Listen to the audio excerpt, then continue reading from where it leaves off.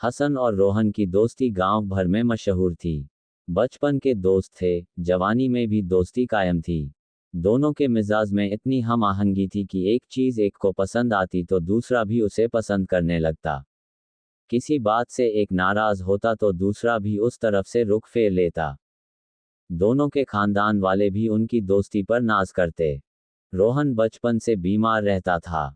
बारिश में भीगा कि बुखार जकड़ लेता, लू लगती तो बिस्तर पर पड़ जाता, सर्दी में नज़ला खांसी उसे घेरे रहते।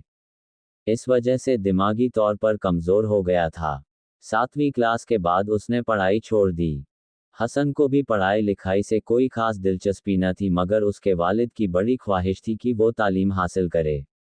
10वीं जमात के बाद उसने भी स्कूल जाना छोड़ दिया और अपने वालिद के साथ परचून की दुकान पर बैठने लगा।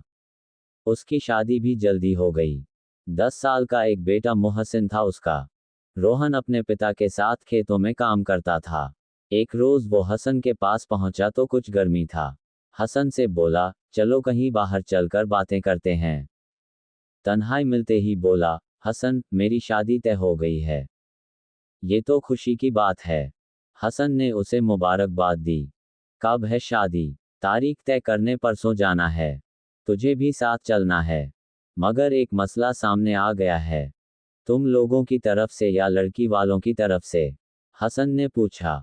ना हमारी न उनकी तरफ से, बल्कि लड़की ने मुझसे एक पहेली बूझने को कहा है। हसन को हंसी आ गई। रोहन रोती सूरत बनाकर बोला, तुम्हें हंसी आ रही है? तौबा तौबा, अब नहीं हंसूंगा। पूरी बात बता। हसन ने माफी मांग ली। सब कुछ तय हो गया। हम लोग वापस लौटने लगे तो एक छोटी लड़की मुझे इशारा से एक तरफ बुला ले गई। वहां मेरी होने वाली पत्नी खड़ी थी।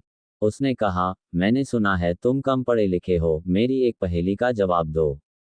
जवाब न दे सके तो मैं शादी से इनकार कर दूंगी। क्या है वो पहेली? 2 बाप 2 बेटे एक साथ मछली पकड़ने गए। हर एक ने एक एक मछली पकड़ी, आपस में तकसीम कर ली। खुशी खुशी 3 मछलियां लेकर घर लौटे।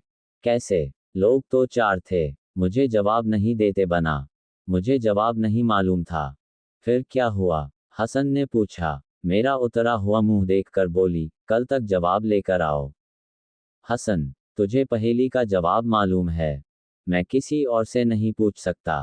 पूरे गांव में बात फैल जाएगी। फिर कोई लड़की मुझसे शादी नहीं करेगी।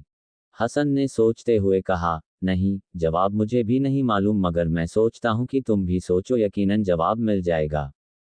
हसन की बीवी नईमा बड़ी अक्लमंद थी। हसन ने उसे सारी बात बताई। किसी से न बताने का वादा लिया। नईमा को भी जवाब नहीं मालूम था। नईमा ने रात का खाना बनाया। वो मुसलसल पहेली के बारे में सोच रही थी। उसने दस्तरख्वान बिछाया, खाना लगाया, ससुर साहिब को बुलाया, हसन को बुलाया और मोहसिन को भी आवाज दी। तीनों बैठ गए तो नईमा ने ज्वार की 3 मोटी मोटी रोटियां एक प्लेट में लाकर रख दी।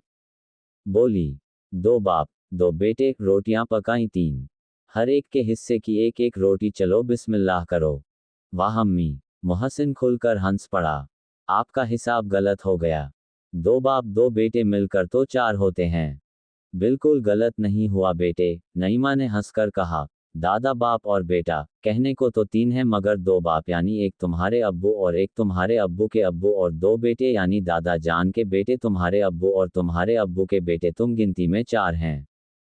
हसन के दिमाग की खिड़की खुल गई। फौरन उठ खड़ा हुआ। बोला, अब्बू जान, बिस्मिल्लाह कीजिए, मैं अभी आया। हसन तकरीबन दौड़ता हुआ रोहन के घर पहुंचा।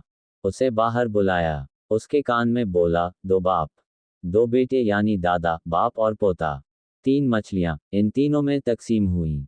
अब कल सुबह ही ससुराल पहुंच जा। होने वाली दुल्हन को पहेली का जवाब दे दे। मैं जा रहा हूं, अब्बू जान खाने पर मेरा इंतजार कर रहे हैं।